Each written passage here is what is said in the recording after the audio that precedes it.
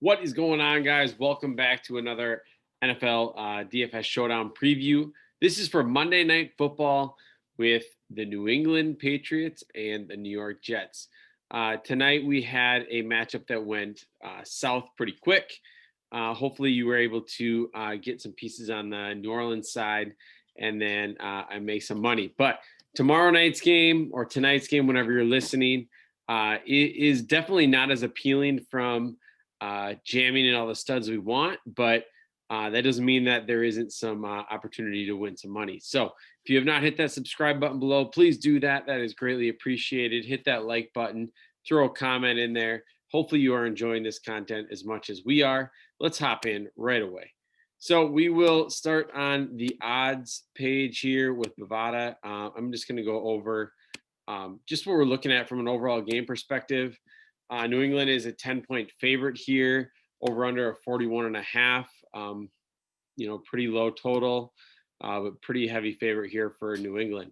I am going to use, again, kind of just using that 3-2-1 format, 3 of my favorite cash optimal plays, 2 of my favorite values, and 1 of my favorite fades. So let's just start out with New England right away.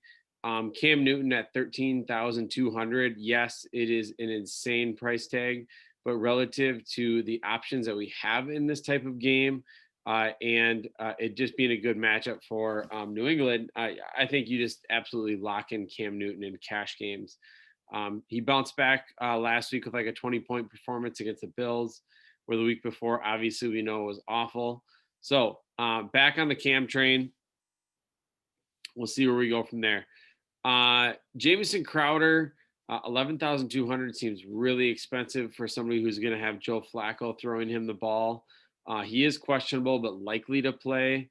And again, as I talk through some of these other options, like the price is massive on Crowder, but you don't feel confident about anything else. He actually has, 15, 20-point upside, where a lot of the other guys don't even have that or don't even know if they have a floor of 5 points. So again, I think the price tag is awful and you would never normally pay that much for Crowder. I think here he becomes kind of another staple if he's in. So likely to be in, likely to be one of my other cash plays, even at that high price tag, just because as we get down to some of the other plays here, you'll see we don't have that much more to pay for. Sam Darnold has now been listed out, and so that brings Joe Flacco in as our starter. Flacco, looks he came in week 6, played a little bit, wasn't very good. It's Joe Flacco. I mean, he never was that great of a DFS quarterback for the Ravens, even when he had the best matchups. And this isn't like the best matchup. So. And he's got an awful receiving core, minus Crowder, who should be available. But I can see going into him in cash too, just because I think it would pair him up with Crowder. And then as we talk through the rest of this, there's just not a lot of great other options to pay for. This is going to be interesting. 10,200 for Damien Harris. Really a situation to monitor. He actually played less snaps than Rex Burkhead and James White last game. He did have 16 carries, 102 yards on the ground, and a touchdown. Was really efficient and frankly got a lot of touches, like 16 touches, and only playing basically a third of the snaps. When he was in there, he was running the ball. There's a couple factors that scare me a little bit. I think the price is high. I also think that there is a chance that Sony Michel gets activated. He started practicing on Thursday. They would have to activate him tomorrow or today during the before the game. And if he's in, that definitely hurts Harris big time, because you wouldn't activate Michel if you weren't going to use him in the running game, since they already have a plethora of other running backs that they have to work through. So Harris right now is a wait and see. I wouldn't prioritize him until I know Michel is out. And then even at that point, I think you're kind of deciding between him and Flacco. And I just think Flacco has a little bit more floor and upside than Harris, even though this is a great matchup against the Jets. The Jets aren't very good against the run due to injuries and just kind of getting rid of some guys that used to be staples for them. Moving down to Jacobi Meyers and Demiri Bird are the two primary pass catchers here for New England. Jacobi Meyers with 10 targets last week was really appealing. Again, I don't think the game script goes that way, that they're going to need, they were losing to the Bills. I still prefer him over Bird, even though both are playing like nearly 100% of the snaps. I don't know. I mean, if you want to correlate somebody with Cam, I get it, because I mean, they are 10 points favorites. So at some point you do want to match up. You do want to, correlate some of the options with Cam Newton, even though Cam can obviously run. He can throw to White, he can throw to Bird, Myers. So, I mean, it is a little bit unpredictable. But I think if you can pair up Cam Newton with Jacobi Meyers, I think that is a great way to get some correlation in your lineups, or just get the discounted in Bird. We just haven't seen the upside in Bird. I mean, he had 2 games over 10 points. You'd think the volume would have come more now with Edelman out, but it just really hasn't. So he's playing a ton, just not doing a lot with it. So I guess for the discount, if you think Bird's going to score you, I don't know, 7 to 8 points, and Myers, 10 to 11 points, then I think, getting a, over $2,000 discount, that might, make things interesting. Now, what you see here is the Patriots D is smashed here at 7,400. I don't think I've ever seen a defense this expensive. Obviously it's like the best possible matchup to have, backup quarterback, even though I think some of these other games where they've had awful quarterbacks playing could have gone that way too. But I don't know. I just can't see myself paying 7,400. I'm sure they could be optimal and they could win, but I still think they probably need a defensive touchdown or a shutout or a bunch of stuff to pay off that price tag of 7,400.